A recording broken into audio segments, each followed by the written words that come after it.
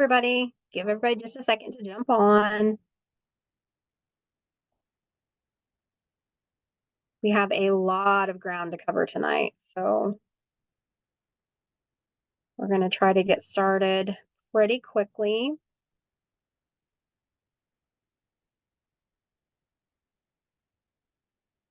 There is the chat box everybody can utilize and the Q&A box just like usual. I will allow everybody to talk during my session, but when our self-advocates come on, we're going to take that privilege away so they can get through their presentations.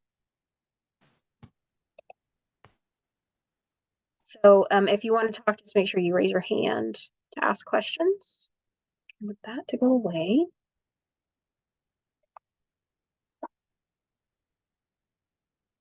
Okay, I know that it's only 1 minute after, but like I said, we've got a lot of ground to cover, so I want to get through everything today. So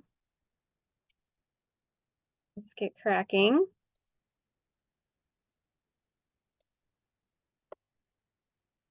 Okay, so today we are talking about my very favorite subject, and please, if you have any questions, put them in the chat. If you can't hear me, can't see my screen, let me know.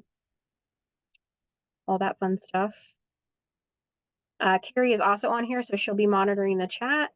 She has the ability to stop me from talking at any time and tell me I'm doing something wrong, so I'm going to rely very heavily on that.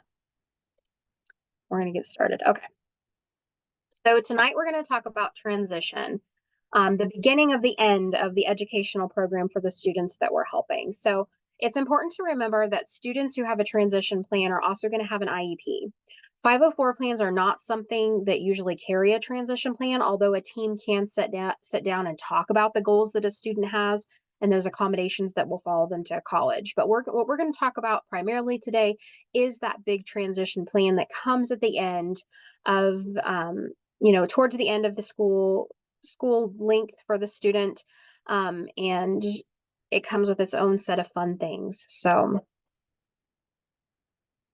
the agenda today is pretty big. We're going to talk about the requirements for federal and state law, assessments, developing a transition plan, and along with the IEP goals, transfer of parental rights to student participation, post-secondary education, career development, graduation and termination of services, and the summary of performance. So again, the purpose of IDEA is to ensure that all children with disabilities have available to them a free and appropriate public education that emphasizes special education and related services and prepares them for future education, employment, and independent living. So that's what we're going to talk about today, that piece of IDEA that helps prepare that student for their life after school. So federal laws state that by age 16, a school must start developing a transition plan for students. But remember, a state law has to at least meet the requirements of federal. It can't do any less requirements, but it can be better. So in Illinois, they've actually stepped up the game, and they want those transition plans to be developed by age 14 and a half. So the school year in which your student is turning 14 and a half is when you're going to develop that IEP. So for most students, this happens at the end of 7th or 8th grade year, depending on how old they are. They're going to just start to develop a transition plan. So there are lots of back and forth experts out there that says a transition plan should start way before 14 and a half. I started really focusing on transition plans with my daughter, just because of where I came in with my school and my education and my job. So when Ethan came along and turned about age 12, I started developing his transition plan there. And I came to my school and I said, I want to talk about Ethan's transition plan. And everybody's like, hold the phone, blah, blah, blah. I said, I really want to start thinking about things now so we can start preparing and have options. So we did not develop the plan until he was age 14 and a half. But we started talking about his likes and dislikes and what he wanted for his future at age 12. So the top 10 tips for parents, or in your case, a Compass volunteer to help the children that you're serving are with their transition plan is to promote the self-determination and self-advocacy. So this plan puts the I back in IEP. It's all about what the student wants. It's going to expand on their social and community supports within their network. They're going to build a resume, learn a lot of soft skills, practice money management, connect with other adult service providers, explore housing options, plan for healthcare needs, visit post-secondary training and special and education programs, and prepare for a change. So that's my favorite part, prepare for that change. I'm I wish every student had a transition plan when they entered their freshman year of high school. I think a transition plans are absolutely wonderful for students. But in under IDEA, IEPs must include appropriate measurable post-secondary goals based upon the age-appropriate transition assessments related to further education, employment, and when appropriate, independent living. So that's what transition plans focus on. This is the federal definition of it. And I am in full screen presenter mode, so if people have questions, I cannot see a thing right now. So, there aren't any questions at this time. Thank you, Carrie. And they also talk about post-school activities. So post-secondary education. So if students want to go on to a post-secondary education, if they're more interested in vocational education or both, they want to continue their adult education that they're getting now, talk about adult services that they may need within their community, independent living options, and community participation.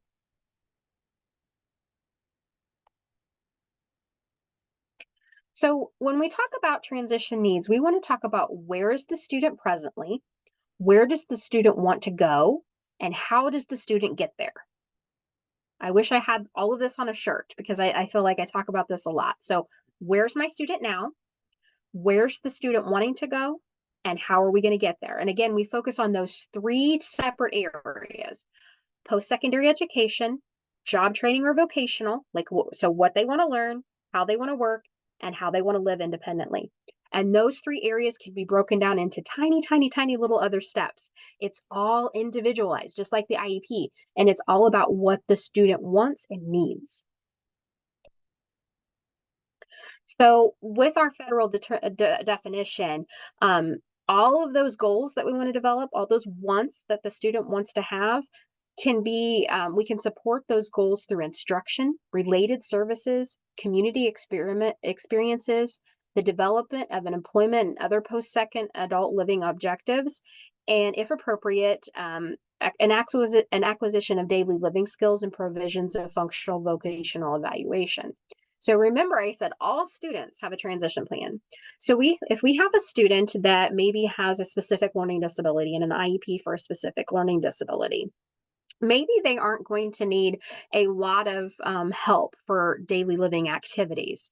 And you really think, okay, well, they can do the dishes, they can make a meal plan, they can remember to vacuum the floor, but man, they have that specific learning disability related to math. Can they budget by themselves?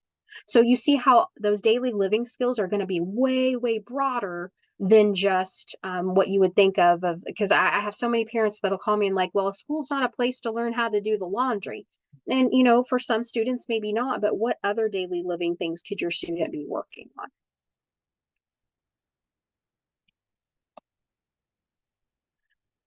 So we're going to begin this transition plan with the end in mind. And this is so sad. I have a senior in my house. I'm literally counting the days on the calendar. So sad that school is going to be over with for him. But for transition stage students, the IEP team meeting should begin with a transition plan. So that year that we're turning 14 and a half, we want to talk about that transition plan. We're going to develop goals. They may already have some academic and functional goals and things like that already existing in their IEP that year, but we're going to talk about transition plan and talk about goals that we need there, because guess what? Some of those goals that they may have in their regular IEP could be a transition plan goal as well.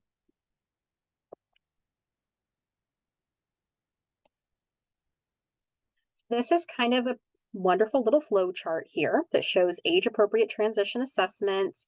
We're going to write those goals, identify the services, and then write, the course of study. So Those age-appropriate transition assessments, I'm going to give you examples of here in just a minute. But you can see here, we're going to go upon their needs and their strengths, their preferences and their interests.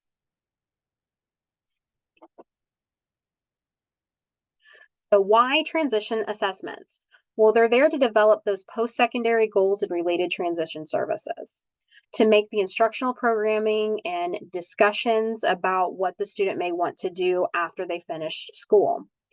It's going to include all of those present levels of performances related to the student's interests, preference, and needs, to learn about individual strengths and their outside of their academics, and to help students learn about themselves. That's my favorite part. The student's going to learn about themselves.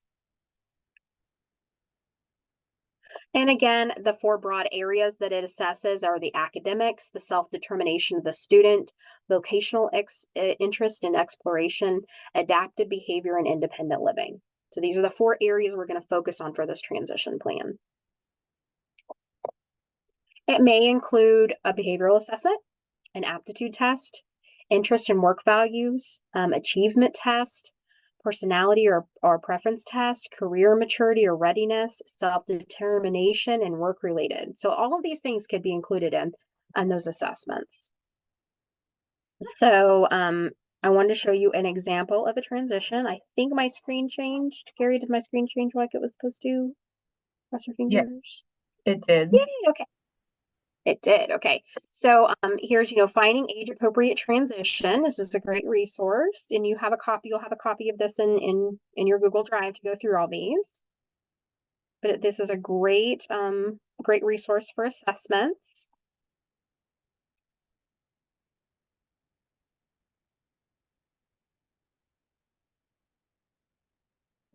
So the assessment results should lead students to understand the connections between what they've been doing for the last 9 years of school, 8 years of school, and how it led up to this moment.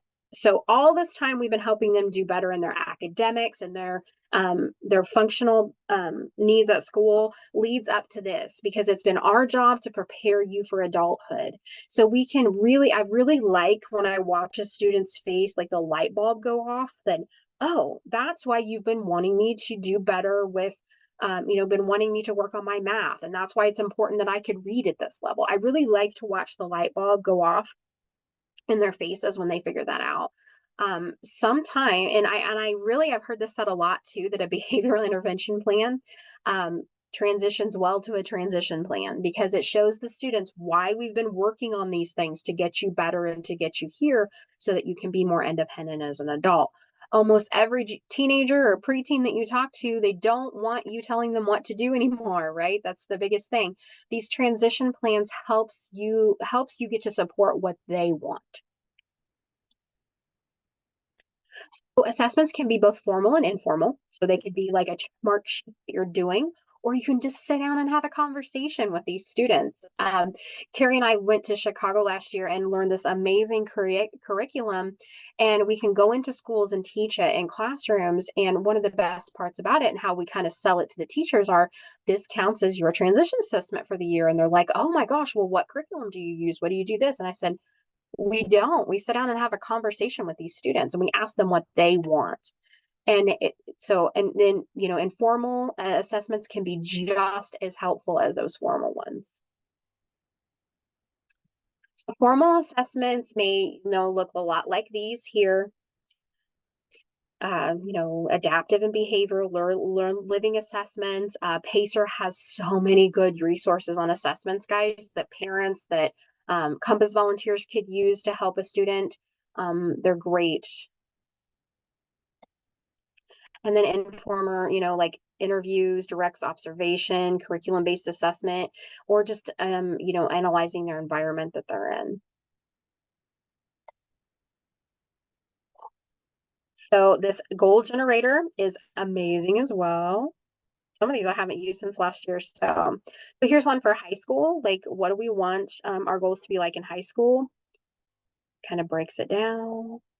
We're not going to watch any of these, I promise. I've just got so much to get through. I wish I could go through every one of them with you, but these are also a great resource there.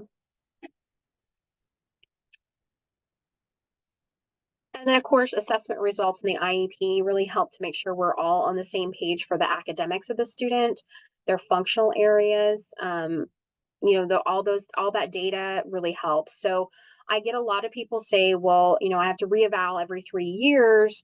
So do I have to reeval for my transition plan every 3 years? And the answer is, a reevaluation happens every 3 years, right? But every single year, you need to really be looking at these transition plans, and you need to be reassessing at least once a year.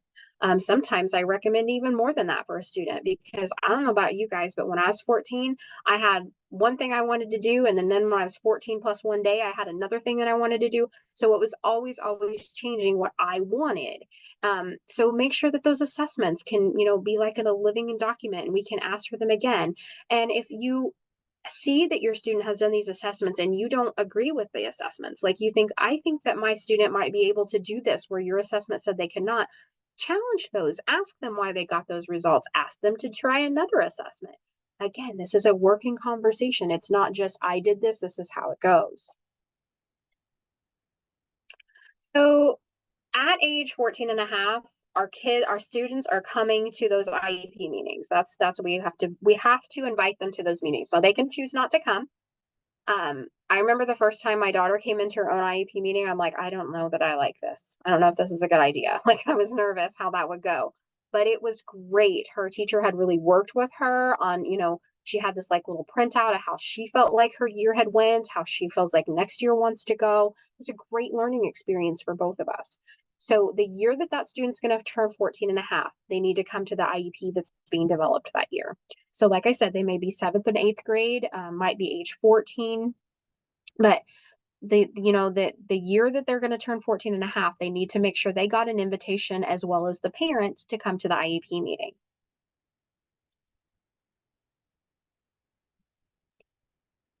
So we want to make sure that your students' interests are being put into this plan. So let's make sure we're having discussions with that student and asking them. Make sure they understand that their opinion is valued because it's their plan. There are parent assessments too that you could share with parents you're working with that says, can you fill this out? How do you feel like your student will be supported in this area? That way you're both working towards the same goal. LRE applies to transition too.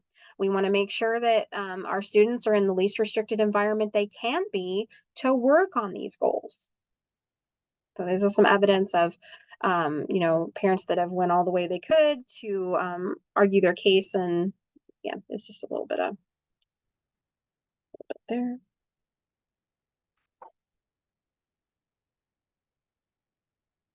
So vocational options. I am not saying anything bad about my daughter's school. I love them, love them, love them, love her teacher. But we sat down last year to talk about vocational options for my daughter and what her options within the school was going to be. And they were so excited to tell me she could sweep the floors or she could work in the cafeteria. Those are great jobs. Those people that do those jobs, they work hard. But I turned to my daughter and I said, well, Kyra, what do you want to do after high school? And she said, I want to be a nurse. I said, oh, okay. Well, that sounds fun. I wonder if we should be learning how to sweep the floor and work in the cafeteria if we want to be a nurse. Do we have other jobs that she could do around here? And the answer was no. And, and I said, well, how about some job shadowing? And the answer was, well, I don't know how we would do that. And we just kept talking back and forth. And then Carrie had given me the idea. I think we were still virtual IEP meetings at that point due to COVID. And she said, well, what if Kyra could, job shadow the nurse at school? So I asked, and oh no, that's a HIPAA violation. And like, there was just a lot of back and forth there, and I really had to help the school to think outside that box that we were putting our students in. And they were so proud that they developed this program where our students that had transition plans could have the option of working with the janitor or with the cafeteria, which again are perfectly acceptable jobs. They pay decent money. People that do those jobs love to do those jobs, but they're not for everybody. And we're putting our students in the boxes. So let's make sure that we are trying different things like individual competitive employment. Let's put Kyra at Walmart, see how she does, individual supportive employment. Maybe she needs a job coach. That could be done through DRS. Group supported employment. Maybe she can join a cleaning team that goes around and does this, or maybe she can join team of students that work at Rural King. I realize that teenagers are limited on their job options, but we can try different things. You know what? The kid that doesn't have the IEP that wants to get a job, he gets to pick wherever he wants to work at in his community. Let's try that for our students. We can look at home or community-based entrepreneurship jobs, a sheltered workshop, a day training program, customized employment, guys. We can try anything. So, these are some more great resources, some stuff from the Department of Labor. Make sure you're checking those out. We need an exploration of interest, because guess what? Maybe Kyra did go to the ER and job shadowed a nurse, and she decided, I do not want to be a nurse anymore. Okay. That's okay, because then we can go right back where we were before and try other things. So this here has some videos in English and Spanish that shows like careers in clusters. Like it's great. They're great videos to watch to show with those assessments to prepare our students for transition.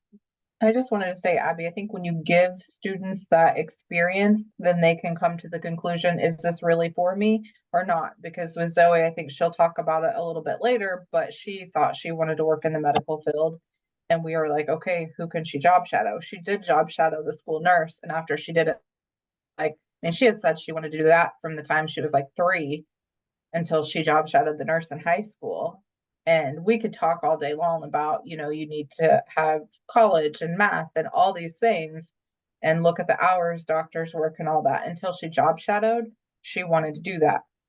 She job shadowed like once or twice, and she's like, I will never work in the medical field. So, yes, it's that's like, a great example. Sorry, Carrie, didn't mean to interrupt you. no, you're fine. That's all I had to share. I just think it's, kind of putting ownership in the student's hand and giving them, letting them come to their own conclusion and giving them that experience or some experience is helpful. Absolutely.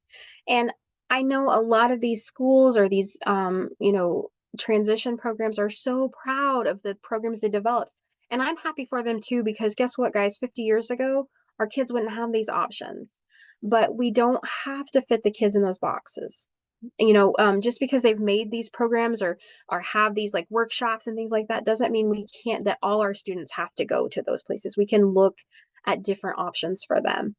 So here's some like more self-directed searches for students available in Spanish and also for those with limited reading skills. So that's a great resource there. I wanted to be an archaeologist when I was 12. I mean, I was in love with Indiana Jones. I wanted to be an archaeologist. I wanted to do all these things. And then I watched The Last Crusade, right? The Indiana Jones and Last Crusade, the best one with Sean Connery. You guys know what I'm talking about? Okay, so, and Indy is teaching in a classroom in this, in the opening scene of not the opening scene. Anyway, he's teaching in the classroom.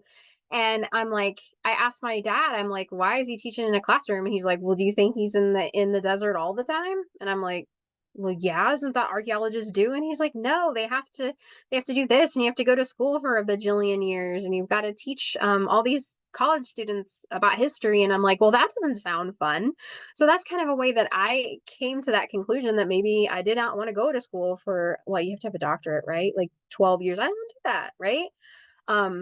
So that's a way that I came to that conclusion. Think of the transition plan as a way you're helping students come to conclusions. More about informed choice. Here's a great, what do I want to do? Little fun thing there where they can like circle things. This is what this program had to offer students. And this is like ways that in the jobs that they had already developed at school, what they could circle. You can choose and take action, use the use of software and programming and community experiences to identify entry-level jobs is great. The ASVAB is a great tool for our kiddos that are doing their transition plan to take. You can even take it multiple times to see if you grow. That doesn't mean that they have to join any branch of service. It's just a great tool and resource for anybody developing a transition plan. Have them jump on walmart.com and apply, fill out that application, show them how to do that. Practice interviews with our students. Secondary students and adults with moderate to significant cognitive needs have difficulty getting information in print, can attend can attend to a computer screen and can follow simple 1 or 2 strip directions, have limited to no previous work experience. So this is what we're talking about, target population here. I skipped a slide, guys. I got way off track. Self-determination is that critical tool needed to achieve goals.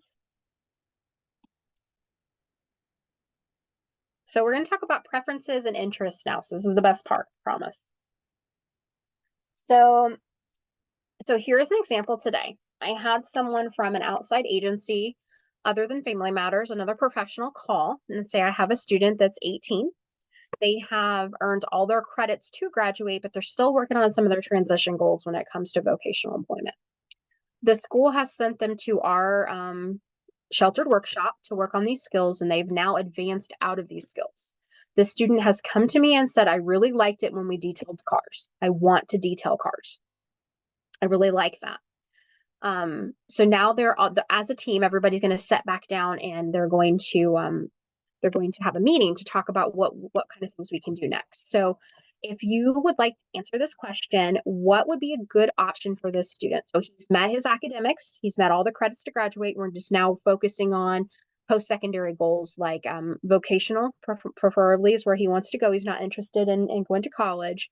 So that's what we're working on. So what are some things we can sit down as a team and talk about? He's shown interest in wanting to detail cars. Anybody? I think, yep, everybody can talk.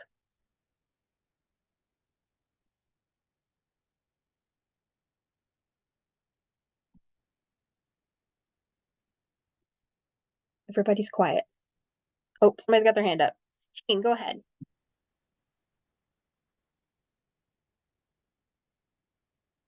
Let me see if she's allowed. No.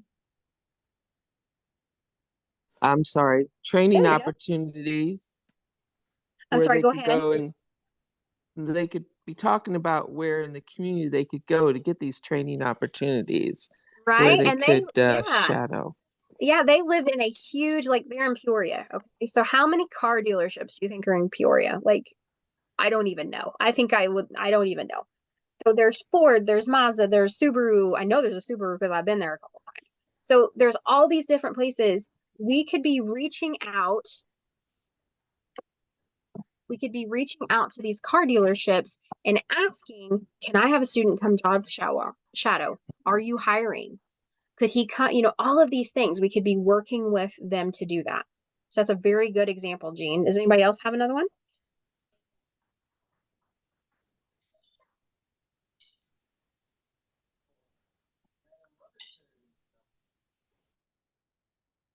We could also be talking to the student just about how much someone that would work in that position would make. And if that person wanted to work that as a full-time job, what their budget would be like to support them. So that's when we can move into those independent living. So we could ask the student, where do you want to live? Now, this particular student wanted to get his own apartment, doesn't want to have a roommate. So we would talk about, okay, a car dealer makes $19.50 an hour working at Ford, and Ford offers you some health insurance. So if you make $19.50 an hour and they want to hire you part-time, can you afford an apartment in Peoria? So that's where those outside agencies might come into play. We might be able to have somebody from Housing Authority come there and say, you could live in one of our apartments and it would be based on your income. Or we might have someone from Doors come in and say, you could work with us and we could help you budget your bills every month. Okay. Right. Go back into my presenter mode. This always takes me a minute. Okay. We could also talk to Ford if he starts out as a car dealer and shows interest into the mechanics or the tire sides of things or the auto body side of things. Is there a way that he can grow through your company and get some more vocational training? But that self-determination is crucial. And the transition plan, really, I've seen students grow so much when we start giving them more power over things. When we say, this is your plan. This was always your plan, but you get to determine the outcome here. Okay. The outcome is for you, to be in school at least until you're 18. But what do you want? Do you want that high school diploma? Do you want to go on to college? Do you want to work? These are things. So what do you want for yourself? Some of our students are going to hit more barriers. That's the whole reason they have an IEP, right? That's why we bring in people from outside agencies to show them how to overcome those barriers. So as students involved in this process and they learn about the impact of their disability and they learn to own that disability, be proud of their abilities. I've heard it described at this point as they're different abilities. They're differently abled. They're going to practice goal setting, just like we're going to have to do in life, right? As an adult, they're going to build their teamwork skills. They're going to learn how to work with everybody at that table to reach their goals. Develop an ability to speak for themselves, participate in the process of resolving differences, gain an understanding of their strengths and their needs, and learn how to ask for and accept help from others. That's the big one there. So use that self-directed IEP process, that person-centered plan. Write down ideas and questions and concerns before an IEP meeting. Rehearse what that student's going to say. Talk about his or her interests, strengths, and desires for the future. Help the team develop goals and ask for explanations if he or she doesn't understand something. So your role as a parent or your role as that Compass volunteer at this point, just like you're doing with the parent in the meeting, you may turn to the student and say, do you understand what that means? Do you understand that if you want to go on to university, you have to take 4 years of math instead of 3 years of math? Do you understand that if you want to take this weighted class your senior year that counts as a dual credit, you have to get at least an A or B in this class? So you have to do this, this, and this. And it's okay for you to also ask the team, if they do this, what does this mean for them? Independent living assessments are great. We do these in our house a lot. I'm going to show you. This is not my favorite one, but it's all right. Okay, it's just going to spin instead. Okay, not my favorite one anyway, so it doesn't matter. But it's going to ask you different levels of the students' independent living skills. And independent living skills, like I said, can be huge. It's not just about how they keep their house, how they manage their money. Maybe they want to have a successful relationship with someone. We can put in goals and supports there to learn how to have good dating habits. Safe sexual practices. We can put in their voting rights. We can put in their understanding jury duty. All of this can be put into those independent living skills. It's really about the student and what kind of goals they want to have. So an informal one might be like a teacher made questionnaires or surveys and asked the students or did an interview. And then, the more formal ones might come from like a checkoff sheet or something. So post-secondary goals, again, we're going to talk about what kind of instruction does the student need to get to higher learning if that's what they choose. What kind of instruction will they need to join a trade school? Most trade schools want you to have a high school diploma or GED. So make sure that they're working towards that goal. And again, these kids are young. This might change every single year. First year, they may want to be an auto mechanic. The next year, they might want to be an engineer. That's okay. They can keep changing. The important thing is to have one goal for each outcome area, at least one. Sometimes you might need to have more. Maybe your student doesn't have any independent living concerns. After you've done their assessment, you feel like today they could walk out that door and live independently by themselves, or at least as independent as any other 14-and-a-half-year-old could have. So then you might, again, think a little bit further outside the box. Okay, they could probably manage a budget. They could put macaroni and cheese in the microwave. They could remember to wash their underwear on Fridays. Those are great things to have, but can they have a good relationship with a peer? And can they know how to navigate their town or maybe drive a car? That's a good one. Should driving. My daughter has a transition goal of getting a driver's license.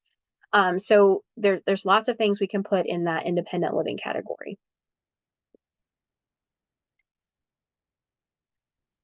These are some examples of post-secondary goals. I feel like I'm going super fast. I'm sorry. But as far as education and training, after graduation, Jill will attend Lakeland College and participate in a teacher's aide certificate program, meeting the requirements to attain a teacher's aide certificate. So that was Jill's goal. So we would talk about all the education Jill will need so she can go to Lakeland to get that certificate. Lakeland's a local community college.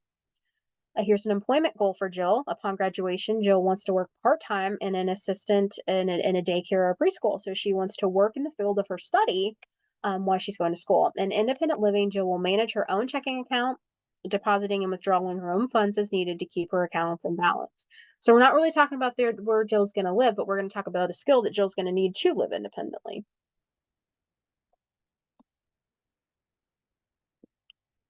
So let's think about what experiences the student needs to participate this school year that are necessary for achieving those goals. Might be the right type of classes they're taking, might need to be some job shadowing. Maybe we need to, maybe the student wants to get a job and we want to work on different things at that job that the student can work upon. We're going to talk about what services may be needed. Maybe the student wants to have that job, but might need a job coach, or might need someone to help them keep a schedule, or might need help with transportation to get there. And do we know enough about the students' vocational skills to identify post-secondary employment? Do we need to do more assessments? Do we need to watch them in the field? Do they need to do like maybe a sheltered work program first and then move on up to something different?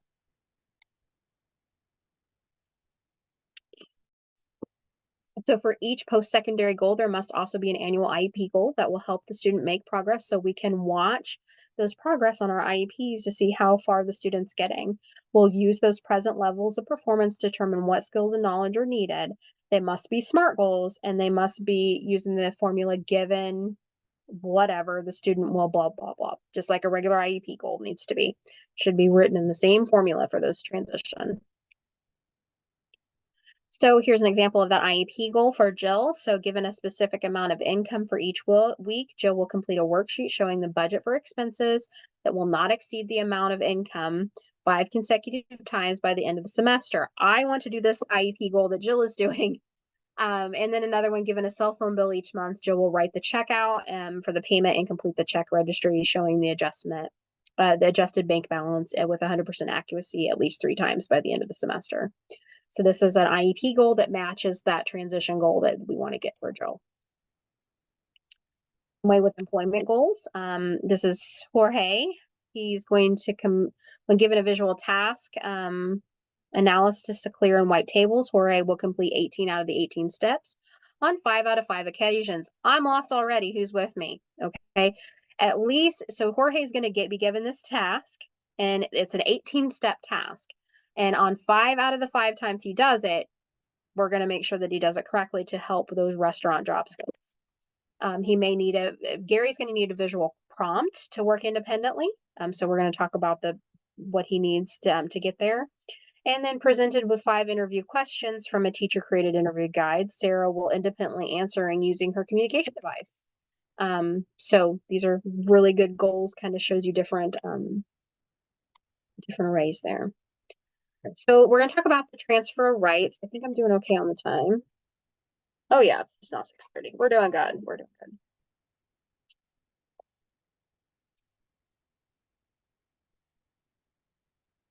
So transfer of rights happens. We should start talking about the transfer of rights basically when we start talking about and developing this transition plan. But the IEP in which the student turns 17, we need to sit down with the student and talk about the transfer of rights, not only from the teacher, not only from the staff, but from the parent too. And we need to talk about the delegation of rights and how the rights to make these decisions will then transfer to the student when they turn 18. We need to help them to understand that if they don't feel comfortable yet making those decisions, that their support person can still do that. We can sign a piece of paper called the delegation of rights at that point. That doesn't mean that we're taking guardianship of the student. That doesn't mean we're taking anything away from the student except supporting them in their decisions when it comes to their IEP. Guardianship is different. Guardianship is something that you would file for with the court. You as a Compass volunteer will not be helping a parent navigate guardianship. But It's where a parent or caregiver can take legal guardianship of a student, of a person who is almost 18 years old or over the age of 18. And the guardian may be appointed by a judge in the court of law to serve as the decision maker for that person. The disability must prevent the person from making or communicating responsible decisions about his or her own personal affairs. Guardianship is very individualized and a personal decision. It's, again, something that you will not be helping any parent to do. You could maybe share resources with them about guardianship. The ARC has great resources. IGAC has great resources. So you could share that with them. So if you were ever approached by someone in your community that says, hey, I know you help with IEPs, can you help me with guardianship? Your answer, just like any other time, was, guardianship's a legal thing. I can't help you with legal services as a Compass volunteer, but these people can tell you more about guardianship. So that's how your role would play in that. So if you're a parent watching this just to improve your skills about IEP and want to know more about guardianship, attached in your email about today's session will be a link to the Liggis Family Foundation through the ARC. They have resources about guardianship, and so does IGAC. I'll also be sharing that with you. So, that's more information for your own self about guardianship. Again, it is a personal path. You can also do something called supportive decision making, which is much like the delegation of rights, meaning that the student or young adult would then have someone come in on their behalf and help them to make those supportive decisions. Again, you need to start talking about this before the student turns 18. This is not something to do the day of their 18th birthday, okay? We need to talk about this before so your student can make an educated decision on what they would like to have.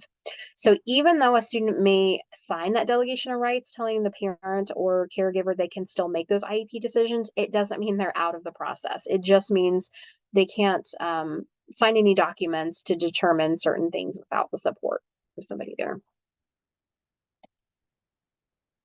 State law about this. So the state law even here says we need to start talking to this student by age 17 about this.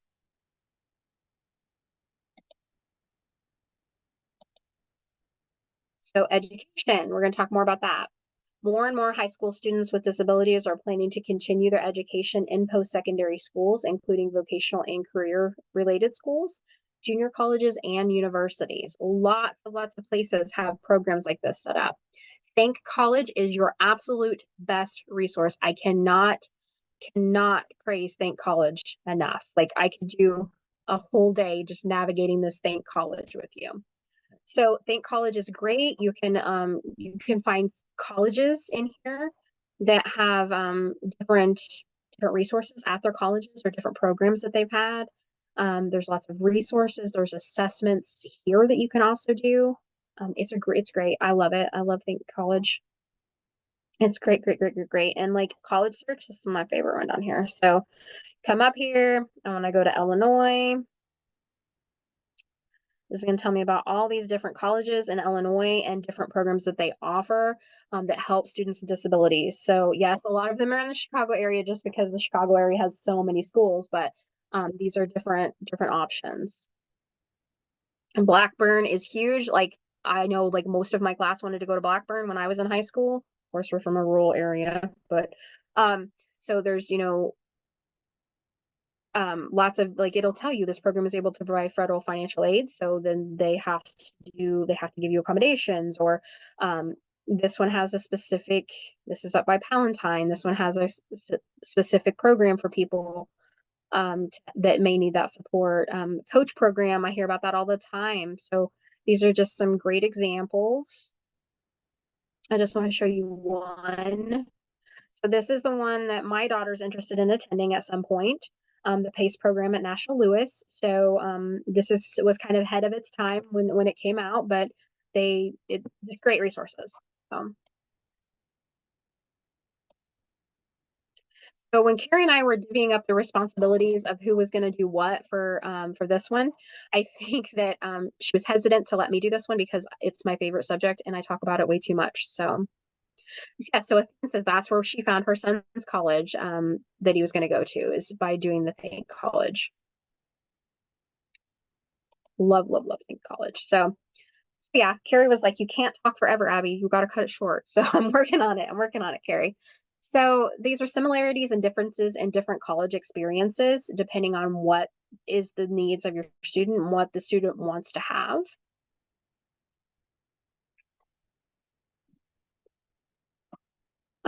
Disability identification. Disclosure of disability is always voluntary. However, disability must be identified and in order to get support. So there's an IEP does follow you to college.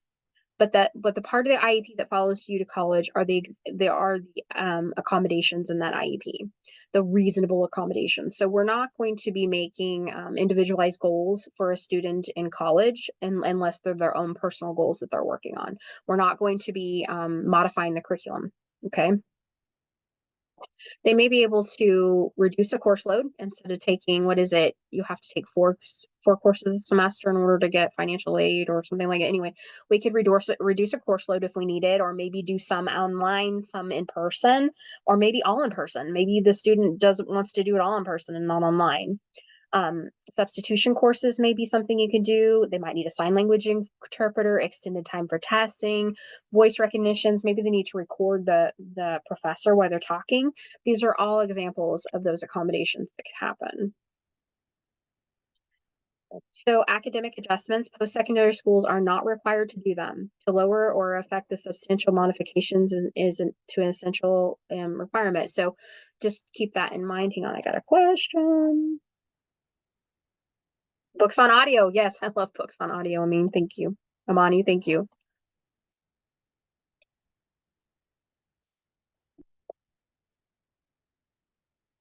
Is an IEP or 504 sufficient documentation for college? Generally, you will need more than an IEP or 504 to justify needing the accommodations in college.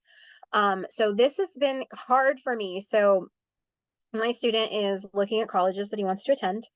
And our local community college is where I think he's going to start out. So it's very important that he makes an appointment with student services, and he shares his 504 plan with student services to get the accommodations that he needs. So up until this point, it's been, up until the point of developing that transition plan, it's been mom or dad, caregiver or advocate or campus volunteer helping to advocate for these students' needs. So this transition plan is huge, huge, huge to help the student realize the importance of self-advocacy, so they can go to these colleges and say, I need these accommodations, because guess what? They're not going to give them to you if you don't ask. Okay. We need to go and we need to ask.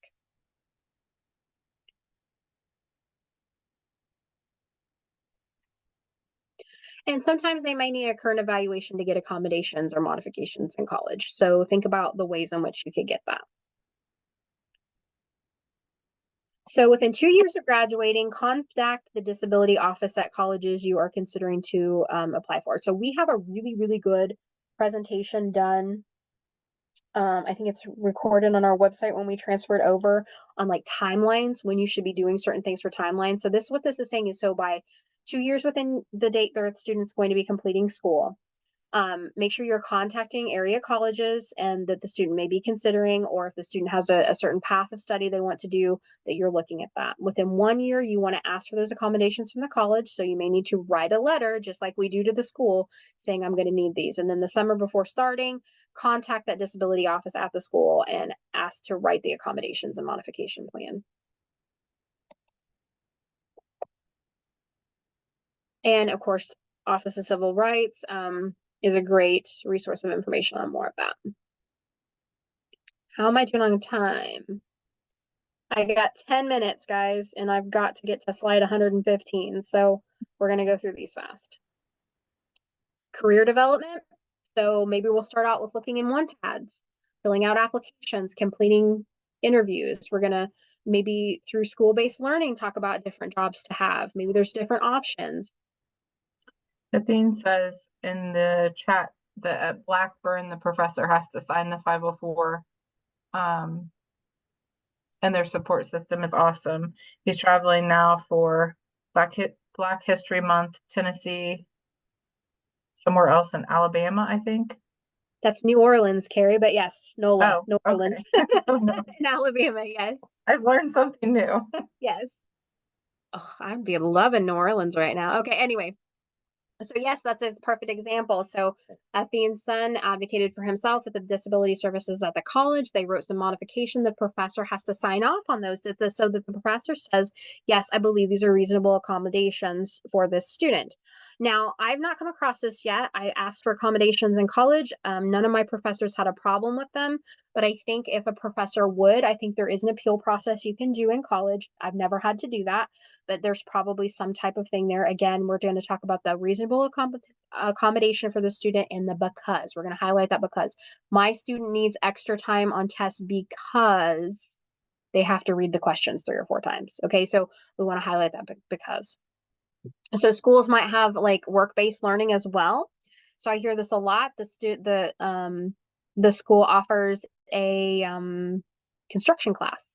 My student maybe wants to work in construction, but they're in special education. Can they take the class? Yes, they can. Let's talk about how we put it and fit it in their plan. Okay. More about school-based learning. I'm trying to go fast. Work-based learning, like job shadowing, apprenticeship, volunteer work, on the job training. And if you feel like, your student, you can always open that DRS case, okay? And work with the DRS person. I don't have a lot of direction except for what I've learned. But you can, apply like DRS, Department of Rehabilitation Services. You can fill out an inquiry online for your student. You can do an intake with them to see what kind of stuff your student may qualify for. That could be a job coach. It could be someone to help them transport back and forth to school. There's lots of different things. There's more about vocational education law, successful work-based learning. So the role of the school staff in work-based learning. Their role is to help a student communicate their needs, link work-based learning experiences to classroom learning and academic curriculum. They need to orient the student's expectations for job performance and communicate with the student and the employer on a regular basis. That's the school's role in that. The role of the employer is to communicate back, provide a detailed, clear, and repetitive direction. So maybe the employer needs to work with someone from the school about what the student may need, or maybe that someone is a job coach from DRS. So it's a back and forth here because we need to know how that student is doing in order to make sure their transition plan is being successful. So adult service providers, they are allowed and should be encouraged and invited to come to IEP meetings. They're going to help you figure out what barriers your student can overcome, like someone from DRS or some adult service agencies begin providing services to the students before they leave school. But even if services won't begin until later, it's still important that the student be linked to those supports. I don't know how many times I work with a student, well, and not really because they're out of college or out of high school already, but they never got connected with DRS or they never got connected with this or this. And the problem that they're facing. So for example, I work with a student this year. She's deaf and she's attending the community college, and we helped to get the accommodation of the sign language interpreter. Not a problem, we're done. Well, then unfortunately, she started her cochlear implant anyway, she was having seizures related to her cochlear implant. So she wasn't going to be able to drive anymore. So she didn't know how she was going to get back and forth to school anymore. And she called me because I'd helped her to write that map plan for her to get the accommodations she needed at the local community college. And she said, I'm going to have to drop out of school because I can't drive myself back and forth.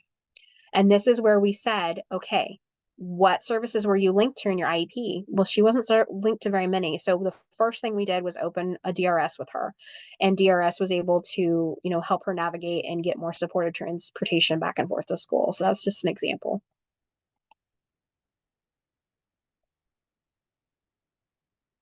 So here's a continuum, like we might start off training, sheltered workshops. So this is just like that placement chart that we did earlier, right? There may be different options like a self-employment or parent-run collaborative entrepreneurship options for students too. You can do a PASS screening, a pre-admission screening. This is the gatekeeper to adult services. More about that. Puns. I don't know hardly anything about puns, guys. I wish I knew more. All I know is you need to be on a list and you should be pulled at a certain time. So Medicaid waivers can help with lots of different things like the transportation if you need residential, respite services, day programs, and employment supports. More about DRS. BR services while in school. They may be invited to IEP meetings as well. There's some more about BR services. There's the STEP program. I love, love, love STEP program. So this is, to help students step into the next role. It stands for Secondary Transitional Experience Program. So career explanation, job training, placement, etc. Supported employment, like job coaches, like I said. More DRS service information. I would encourage, checking out that. Center for Independent Living. Every county has a Center for Independent Living. Students, when a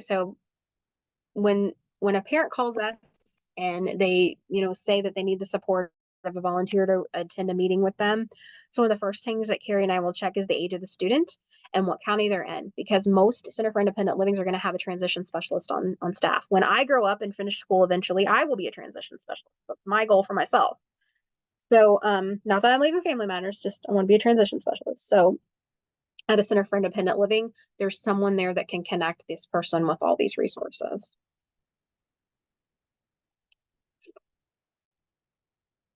SSI, again, I'm not prepared to share a lot about SSI, but there is that option for people that need that. I think there's someone at the ARC too that can help you navigate that program. So this one I wanted to get to before we're done.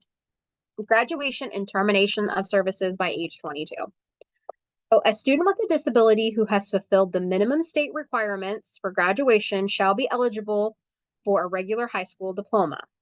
All right. Now, also at the same time, we'll get into that in a minute. This is just the code there. If the student's IEP prescribes special education and transition planning or related services beyond the minimum state graduation requirements, they can continue to receive services from the school.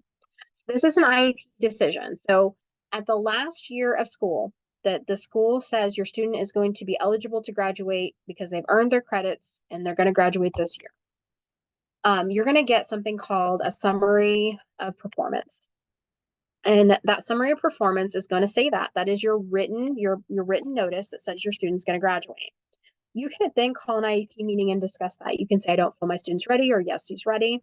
But the students can continue on past their graduation date, as far as like past their graduation class, so the class of 2024, they can continue on to receive services until they finished the school year in which they turned 22. They can also still participate in their school's graduation ceremony for their class's graduation. So my son David did this. He walked across graduation stage in 2021. He is still receiving academic support from his district homeschool. So he's still going to school.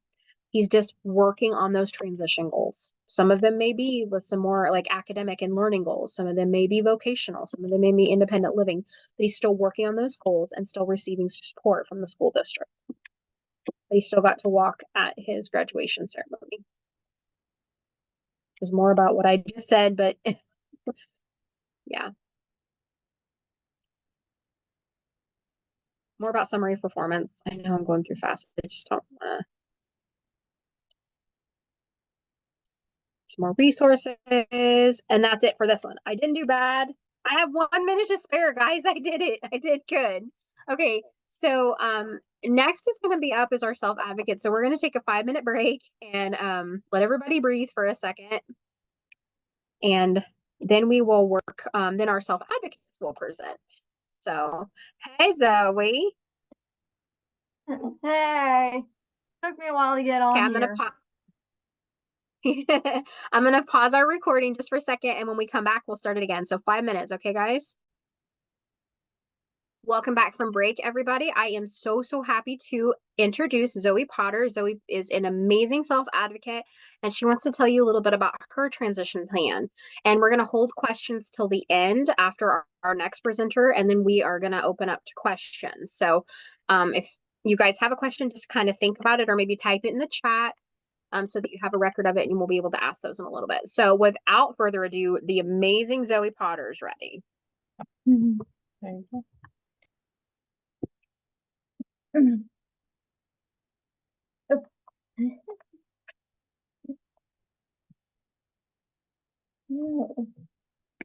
Hello, my name is Zoe Potter. Thank you for letting me speak tonight.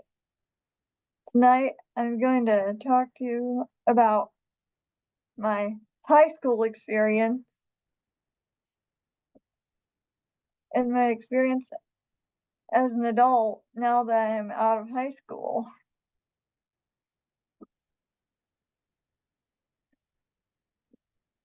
Well, I had an IEP from my first day of school to my last, which is a pretty long time. I've received services since I was born. I received early intervention services until I was 3. Then I started receiving services through my IEP when I started school at the same age, 3. I was eligible under the categories of other health impairment and vision.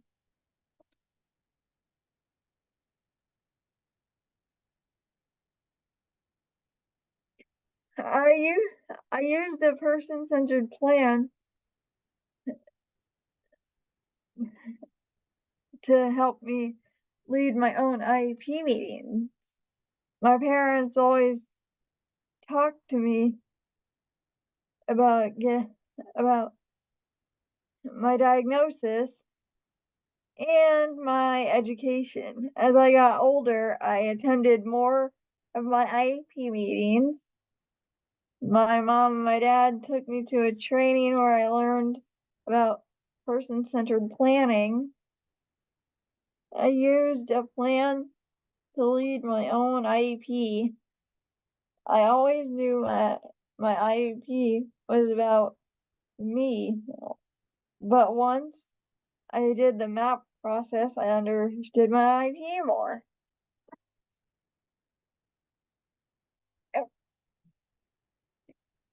Well, support's important. The support I receive has always been an important part of my life. My parents always support me. I have a lot of family who support me. My parents have always encouraged me to set to set goals. They always talked to me about recognizing that I need accommodations, and that's okay. But not to let my disability hold me back from trying new things and reaching my goals.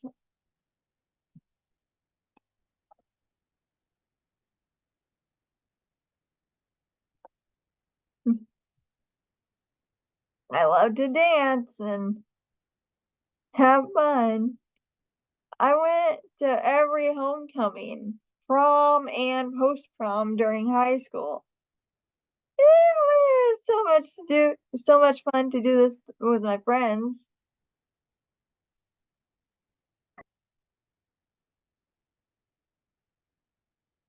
Public speaking, which I got an award in. I've always liked public speaking. I even received an award in high school for my public speaking class. I've done presentations at EIU. I presented for Family Matters. I've even presented virtually for future educators for a college class in Maine.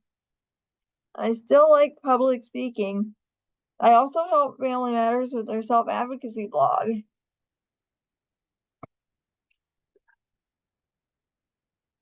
And my job. Well, since I was little, I always thought I wanted to be a doctor or work in the medical field. During high school, I job shadowed the school nurse. After doing that, I realized I knew that job.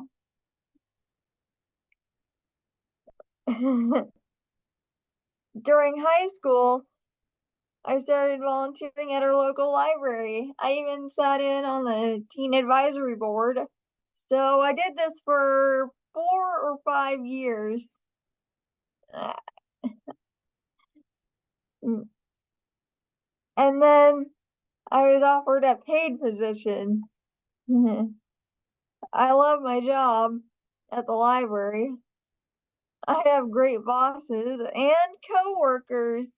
And you probably all know this, but I love books and my room is like a library. Like right up there. Check that out.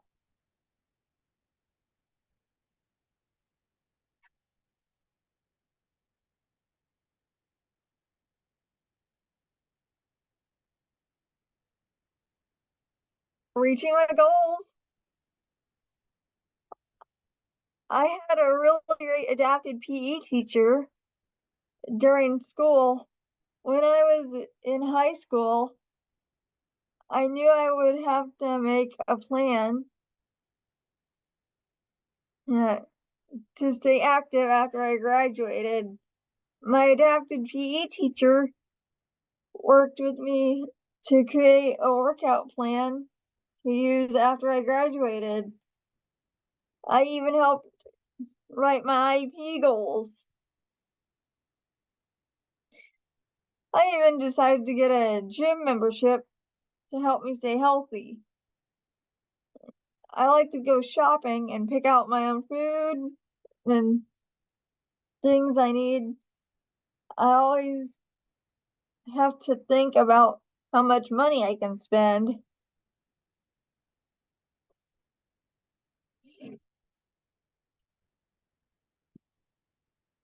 And here's a little bit about my health. I have a pretty long medical history. I see a lot of doctors. Now I have to keep track of when my doctor's appointments are, which is kind of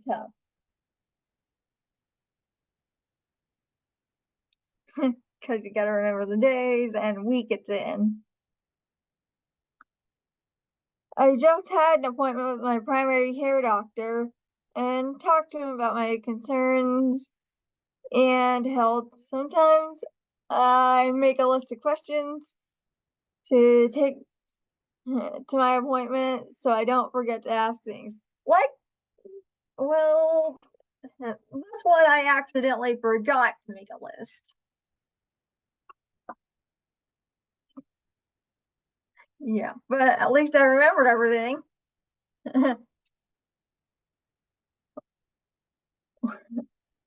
What questions do you have for me? Please put your questions in the chat box. And it's also helpful to me if the questions are more concrete and not open-ended.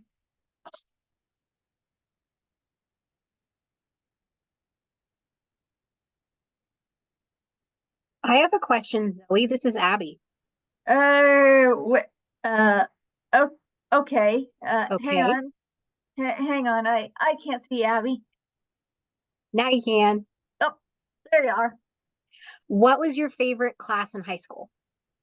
Ooh, gotta say art, but one time I got an F for participation. Ouch. Yes. Like, I don't know if it was like the points or what. I can't tell what they do, why they gave me that F. I mean, seriously. How many books do you think you own, Zoe? Well, I have some getting delivered by Amazon this Friday, just two, Sonic and K-On, the complete omnibus series, and one arriving March 4th, which I'm pretty sure it's gonna take up the whole route of you know, like measure like the how Amazon does like that Mm-hmm. measure tracking measurement does like that tracking measurement. You think you have Yeah. hundreds of books? Yeah, well, it's gonna. I have one shipping from Australia Global. Oh, You think that'll bring you up to like hundreds of books? Do you Po- think you have hundreds? Possibly, but the other 2 Yokai Watch books I'm saving for my birthday Okay. oh. because there are like 3 in total and only 2 are tie-ins.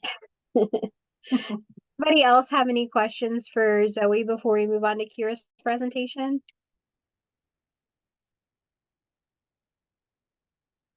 Well, thank you, Zoe. I think you did a great job of showing what your interests were and how the supports that were offered to you got you to some of your goals and working towards your goals even after you've graduated high school. So thank you very much. Thanks. Okay. Kyra, I believe you are up. So Kyra, if you want to come up here close. And Kyra is going to present. All right, Kyra, go ahead. Hi everyone, my name is Kyra and I'm 17 years old. I attend Shelbyville High School. I love school a lot. Half of my classes are general education and the other half are special education. My favorite class is veterinary and technology, and I'm part of my school's culinary club.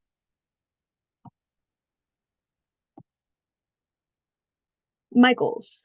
I have been working hard to be as independent as I possibly can. I would like to go to college, have a good job to support myself, live independently, and maybe get married. This will be made possible with my support team, which is made up of my family, friends, and teachers.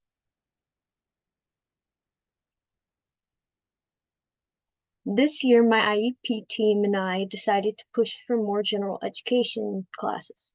In fact, my mom insisted. This means I am in classes with all of the other kids at my school. I follow the same curriculum and as everyone else, but I have accommodations to help me. I plan to attend the track program after high school that is in Mattoon. There I can learn more independent and vocational skills. They have a training for culinary and CNA program.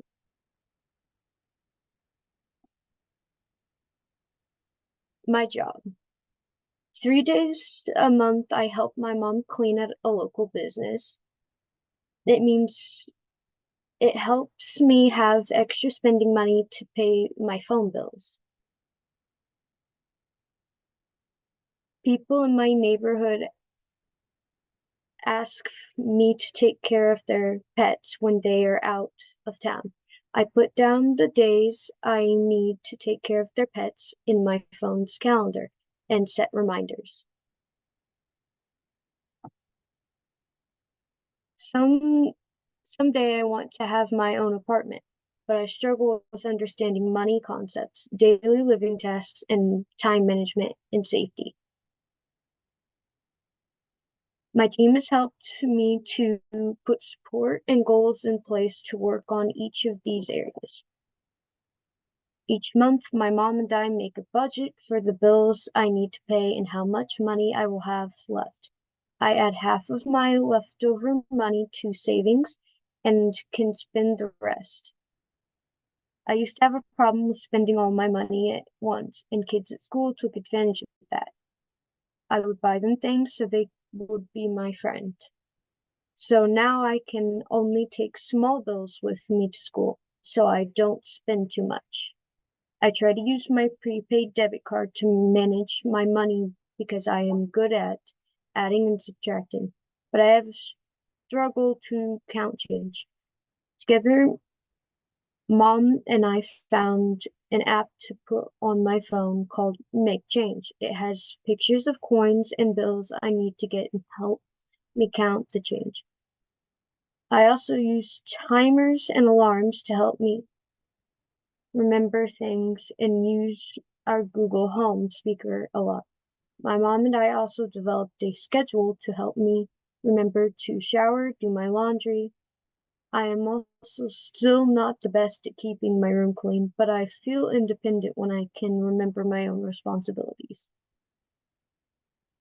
Friends. I have good friends. Sometimes I struggle to make friends or keep up with things my friends are doing.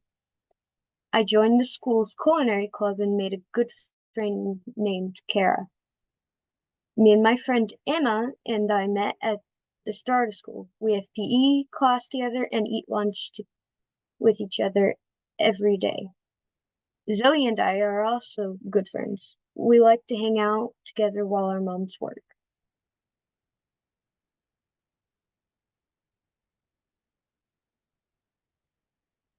Independent living. I plan to live independently for the first few years after high school graduation. My parents looked into getting me a tiny house this summer and are hoping to be able to get started on it. My independent living plan. For my independent living plan, I would like to live in an apartment with 2 cats, which is preferably near my workplace. I'd like to use a credit card or small bills to make it easier on myself.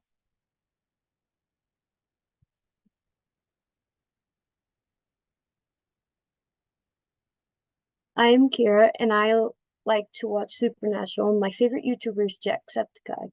I also like to go ghost hunting with my mom. I have big goals. I have a disability, and I'm proud of it. I am an advocate. Good job, Kyra.